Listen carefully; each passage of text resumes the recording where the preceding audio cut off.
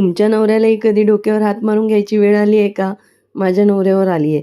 ती रोजची पार्सल बघून त्यांनी तर डोक्याला हातच लावून घेतला. बरं ते जाऊ द्या, आधी बघा मी काय मागवलंय.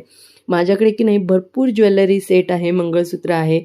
मग ते व्यवस्थित ऑर्गनाइज करण्यासाठी मी मिशोवरून हे पाऊच मागितले आहेत. क्वालिटी तशी छानच आहे आणि त्याला चैन वगैरे असल्यामुळे व्यवस्थित बसतात. लग्न झाल्यापासून 13 वर्ष मी एकच प्लॅस्टिकची टोपली वापरत होती आणि ती इतकी छान क्वालिटी निघाली, पण ती आता तुटली. त्याच्यामुळे मग मी ही मिशोवरून मागवली. ही त्याहूनही खूप सुंदर क्वालिटी आहे आणि ही किती टिकेल याचा मला अंदाजच लावता येत नाहीये. ही मला फक्त 130 रुपयाला पडली आहे. इन्स्टा आणि युट्यूबवर मी बऱ्याच लोकांच्या रील बघितल्या आहे की अर्बन वाईब खूप छान आहे, म्हणून मग मिशोवरून मीही 2 मागवले आहेत आणि फक्त 450 मध्ये 2 आलेले आहेत. थंडीत आपल्याला मोठे मोठे ब्लँकेट, मोठ्या मोठ्या गोधड्या लागतात. माझ्याकडे तर भरपूर आहेत, पण ते जागा खूप व्यापतात आणि आमचं शिफ्टिंगचा जॉब असल्यामुळे आमच्याकडे ते ठेवण्यासाठी भरपूर असे फर्निचर वगैरे नाही. मग या व्हॅक्यूम बॅग मागवून घेतल्या आणि बघा माझं बाळ मला प्रत्येक गोष्टीत नाही म्हटलं तरी हेल्प करतो.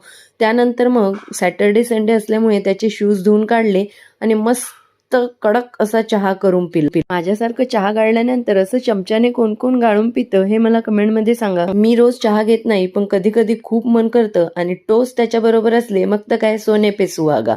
माझे व्हिडिओ जर तुम्हाला आवडत असतील तर लाईक, सबस्क्राईब आणि शेअर करा. बाय.